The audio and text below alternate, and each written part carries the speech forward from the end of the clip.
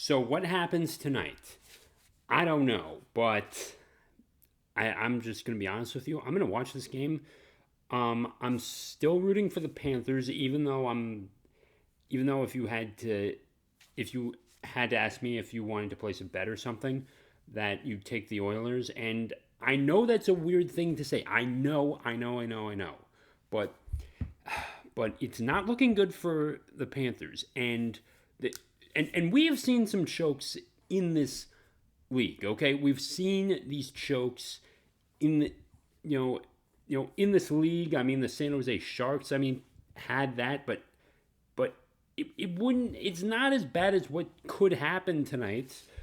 Back in 2012. I mean, it's not, and I mean, it's just I mean, with Thornton and Pavelski and Marlowe, back then, they would have at least faced off against the Devils. I don't know how well they would have done against the Devils, and maybe they lose the Stanley Cup, but that's a big what if.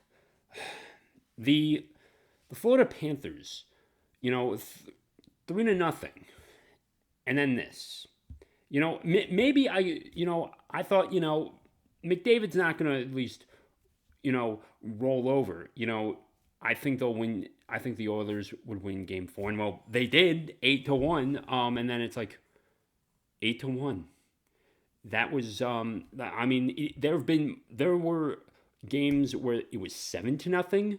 Back in 1991, Game 7 with the Minnesota North Stars and the Pittsburgh Penguins. So it was not unreasonable to assume that this could go 7 and then they would lose, and they could also lose. I mean, I'm just not seeing this right now. The only way the Panthers win tonight is if Matthew Tkachuk steps up, and Barkov, even though he did well in the last game, he also has to step up a little more. For Hagee, Reinhart, they need to get going. They need to be the first ones to score this first goal. And then they have to just pile on shots, just keep piling on, and make Skinner steam those hams. But I don't think I just think the Oilers have outplayed them. They have just won. I mean, Chris Knobloch has been the biggest blessing for the Oilers and oil country up there since Wayne Gretzky at this point. I am okay, with the exception of McDavid, since Wayne Gretzky. I mean, he really turned them around. They went on like a 17-game streak. I mean, that for baseball, that's like winning 34 games in a row, essentially. In the MLB. That's incredible. And this Oilers team was at one point tied with the San Jose Sharks. Okay, so, I mean, and they had that one tie at that point, and then they had 5 points, and then they go all the way up, and they're here. Even if Edmonton loses tonight, they're going to be commended, and Connor McDavid is probably going to win the Conn Smythe anyway. I don't know why he wouldn't. Even if the Panthers, walk away with a win out of Amerant Bank Arena, McDavid's getting the Conn Smythe. And I mean, and if this goes to overtime, I mean, well, I'm not gonna be able to watch it. Unfortunately, I have to be in bed. I have to be up by 5:30, 6 a.m. I have to get my day started tomorrow, and it's a shame too of what could certainly happen. But I think that right now, that Bob needs to be on his game, Chucker needs to be on his game, Reinhart needs to be on his game, Barkov needs to be on his game. For Hagee, Lindell, Vladimir Tarasenko, that former New York Ranger, needs to be on his game right now. But if the Panthers just lay down their arms, or if they just roll over and they just give up tonight, it is going to do so much damage to South Florida hockey. Not Tampa Bay. I don't think it's going to necessarily hurt Tampa Bay, but I mean, in this region of the eastern part of South Florida, uh, of, of the state, the east side of the state, you're going to be looking at a very, very different, a lot of kids just may not be interested and may be salty about it too. And they might have a different perception of that. I think you had a lot more interest in hockey in DC when, they won the cup. There were a lot of new kids. I know that, and Montgomery County became one of the biggest hockey community. There was a lot of hockey communities within Montgomery County, Maryland, because I'm from there. A lot more people joined the communities. They were on travel teams. There were more house leagues. They joined special hockey, and a lot of rinks had more beer leagues at night. It was just a great expansion for amateur leagues down up there in Maryland, and everything. So and Prince George's County, everything up there.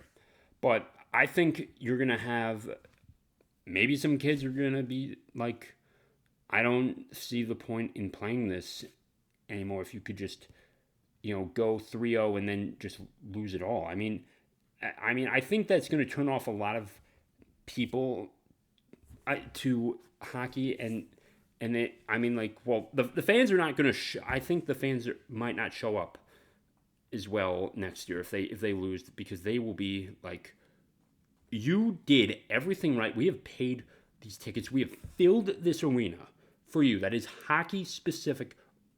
A hockey specific arena. You're not in the same building as the Heat. We've done all of this for you, and the people of Sunrise, Florida might just, I don't know what's going to happen after the game.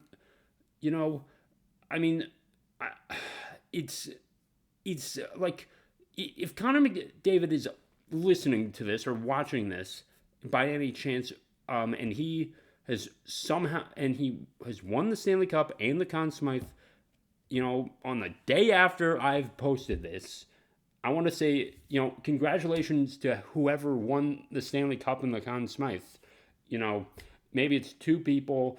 Maybe the McDavid won the Conn Smythe, and the Panthers somehow walk off with the win out of the Emirates Bank Arena. That's possible. I don't know what to expect again tonight. I just don't know. Maybe they got their head screwed on. Maybe the Panthers have their head screwed on straight. Maybe they don't. But Paul Maurice right now, oh geez, he's gonna be screaming like that general manager from Slapshot when he comes in and he yells at the Hanson brothers and Paul Newman's character, Reggie Dunlop, and Dave and whoever was and all the other characters in Slapshot. They're gonna be so like they're gonna be memes about this, people, if they lose. The Panthers are gonna be a meme. And again, then in the next decade they could possibly relocate. Would they go to Charlotte? Maybe they would go to Charlotte, and the Checkers go somewhere else. Maybe the Checkers go to Durham or something. I don't know.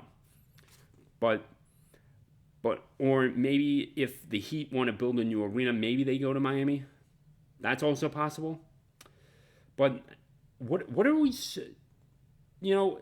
What fan base deserves this to go through this? This has happened 9 times before in history, and the last one was in 1942. In 44, I believe the Red Wings won that one, and I think whoever that team was, and forgive me for speculating here, didn't make the comeback, and in 44 the Red Wings won it. I mean, this is incredibly. It's not rare in sports for a series to see this, but but for the championship game, it's incredibly rare. and for this to happen 10 times in the 107 years of the the NHL, it's like that is like an 8%. It's 8% or whatever right now of the time. Not even 8%, maybe. Uh, 107 years or like 8%. Fine, 8% of all the championships handed out. And for 1942, mind you, some of the players were fighting in World War II. And I know some of them were Canadian, most of them were Canadian, but they were still there on the ground. They were just, not as prominent as the Americans on the ground in Normandy or in Germany or in Eastern Europe. They were not. Let me see. They were, the Canadians. There were more Americans fighting than Canadian soldiers, and and you lose your guys, and also, let's take it into another factor with 1942. They played with straight blades. They did not train like they do today, where McDavid would probably go easily twice as fast as them, and the game is much quicker now. They did not have the same equipment. The butterfly was a figment of your imagination if you were lucky at the time. The flat blades, the no helmets, less padding, and no one was really able to go top cheddar. I think this is, it's a much harder thing in this era, but you do have some built-in advantages with your curved stick. So, I mean, it's going to be the biggest choke in sports history if this happens. I am begging the Panthers to play hard hockey. And play it like they did in Game 1. Get that shutout, get that dub. Because, we have a lot of fans tuning in tonight who probably have not tuned in for the rest of the games, and you have a chance to, be a hero tonight. Matthew Tkachuk, you have a chance to be a hero. Bob, you have a chance to be a hero. Reinhardt, you have a chance to be a hero. Sasha Barkov, you have a chance to be a hero. Go be a hero. I'm trying to not let this run as much. This video is probably going to be you're wrong, Adam. The oil country won again. Sorry. I wonder what's happening. I mean, they came close in 2006, by the way, but it went back and forth between the Hurricanes and the Oilers, and some weirdo by the name of Eric Stahl won that cup, as we all remember. For some of us, at least. Maybe you don't. Maybe you don't. Maybe you're 18 years old and you're like, Adam, I never saw that game live, and you probably didn't, and I actually didn't see it because I started the next season at in October of 2006, so that's when I first started hockey. That's when I began. I do think, what else is there to even say? 28-3 was the one that everyone was throwing around on the interwebs, and I have to say, no, this is definitely going to be worse if the Panthers lose. Not even the Buffalo Bills fans, went through this turmoil. Yes, they lost 4 Super Bowls in a row, but they made it 4 times in a row.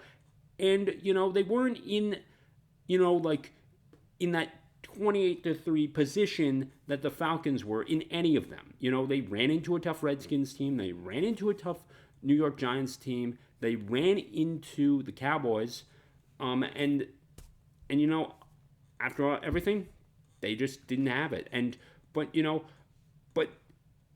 the Panthers were in prime position, you know, after, essentially after game 3, they were in prime position. They could have done it in game 4. They could have done it in game 5, and they just didn't have it. And in 8-1, and then we hear the talks of reverse sweep happening, and it really looks like it's going to happen. So, you're going to need the hockey gods on your side right now, Panthers fans. I would not blame you if you do not show up to the games next year, because,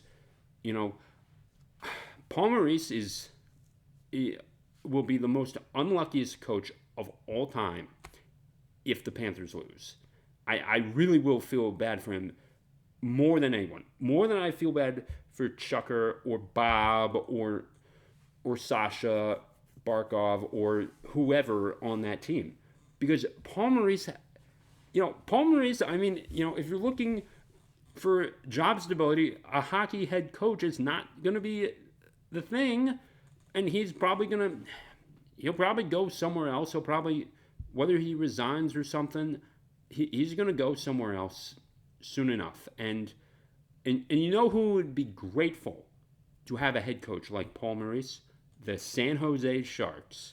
They would.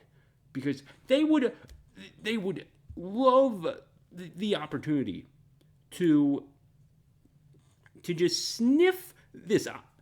Again, like they did in 2016. That was not the case for them. They had the worst record. And they were once tied with the Edmonton Oilers, as I mentioned earlier. It is 3:47 my time, but this will probably come out at like 4-ish, depending on everything. This is not a podcast episode, unfortunately, but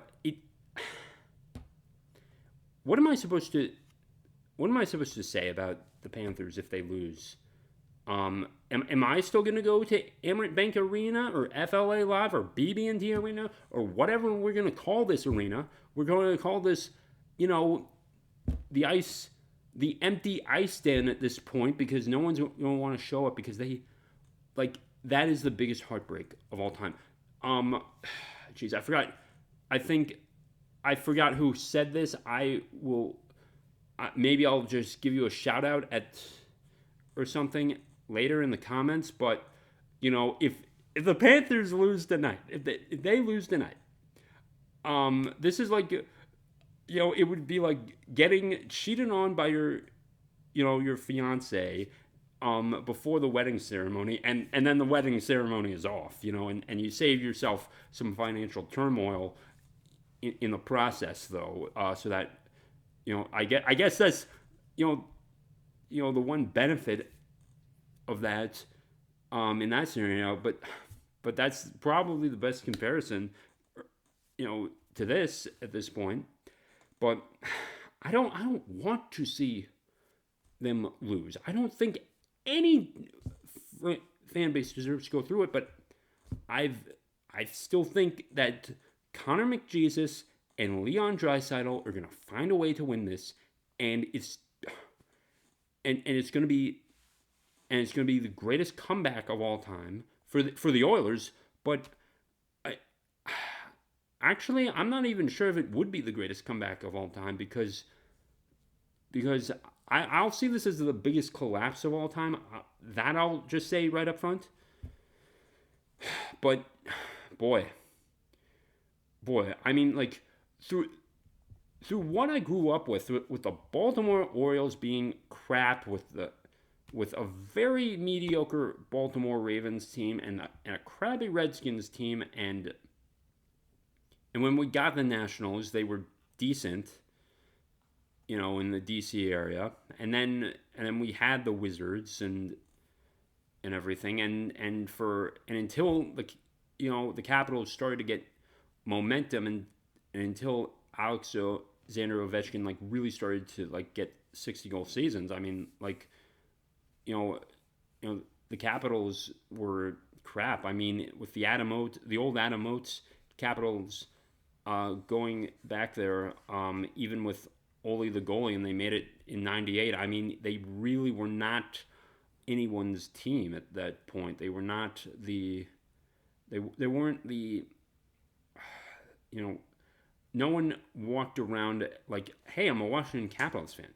And there were probably, they could have possibly moved in the 2000s had they not gotten Alexander Ovechkin, and similar to the Penguins, not, possibly moving to Vegas had they not gotten Sidney Crosby. There could have, they could have moved somewhere and been done with that. But what about relocation? You know, if they if the Panthers lose tonight,